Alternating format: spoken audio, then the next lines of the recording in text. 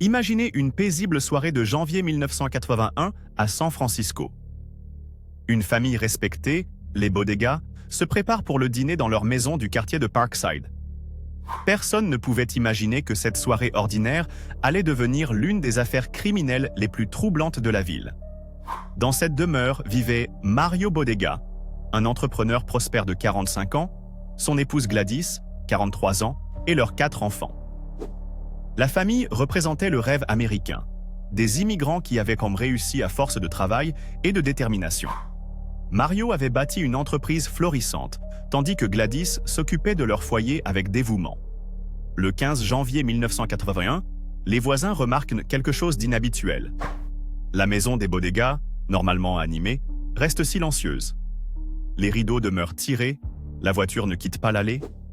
Après 2 jours sans nouvelles, une voisine inquiète contacte la police. Ce qu'ils découvrent en pénétrant dans la maison dépasse l'entendement. Les corps des 6 membres de la famille sont retrouvés dans différentes pièces de la maison. La scène témoigne d'une violence inouïe. Les enquêteurs sont bouleversés par la sauvagerie des actes commis. Les premières constatations révèlent d'Arman que les meurtres ont eu lieu pendant le dîner, alors que la famille était réunie autour de la table. L'enquête s'oriente rapidement vers plusieurs pistes. Les policiers découvrent que Mario Bodega avait récemment licencié plusieurs employés de son entreprise. Certains avaient proféré des menaces. Les enquêteurs s'intéressent également à des transactions financières suspectes dans les livres de compte de l'entreprise. Les semaines passent et les indices s'accumulent. Les analyses révèlent que l'assassin connaissait probablement les lieux. Aucune trace d'effraction n'est relevée, suggérant que les victimes ont ouvert la porte à leur meurtrier. Cette information oriente l'enquête vers l'entourage proche de la famille. Un élément crucial émerge. Des témoins rapportent avoir vu une voiture rouge stationnée devant la maison le soir du drame. Cette information correspond au véhicule d'un ancien employé de Mario, James Martinez, récemment licencié après une violente dispute. Martinez est rapidement localisé et interrogé. Son alibi présente des failles importantes. Les enquêteurs découvrent dans son appartement des preuves accablantes, des vêtements tachés de sang et des objets appartenant aux Bodega. Confronté à ces éléments, il finit par avouer. Son mobile, une vengeance aveugle née d'un sentiment d'humiliation.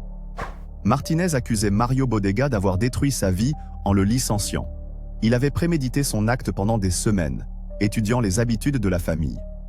Le soir du drame, il s'était présenté sous prétexte de vouloir s'excuser et discuter de sa réintégration. Le procès qui suit captive l'attention de toute la région. Les témoignages révèlent l'ampleur de la préméditation. Martinez est reconnu coupable de 6 meurtres au premier degré et condamné à la prison à perpétuité sans possibilité de libération conditionnelle. Cette tragédie marque profondément la communauté de San Francisco. Le quartier de Parkside n'oubliera jamais la famille Bodega. Leur histoire devient un symbole de la fragilité de la vie et des conséquences dévastatrices de la violence. Aujourd'hui encore, plus de 40 ans après les faits, l'affaire Bodega reste gravée dans la mémoire collective. Elle a conduit à des changements significatifs dans les procédures de licenciement des entreprises locales et dans la prise en charge psychologique des employés en difficulté. La maison des Bodega, restée longtemps inhabitée, a finalement été démolie. À sa place, un petit jardin commémoratif rappelle le souvenir de cette famille aimée de tous. Chaque année, les habitants du quartier s'y réunissent pour honorer leur mémoire et rappeler que la violence ne résout jamais rien. Cette tragédie nous rappelle l'importance de la vigilance et de la prévention. Elle souligne aussi la nécessité de maintenir des liens sociaux forts au sein de nos communautés, seul rempart contre l'isolement et la violence qui peuvent surgir des situations de détresse.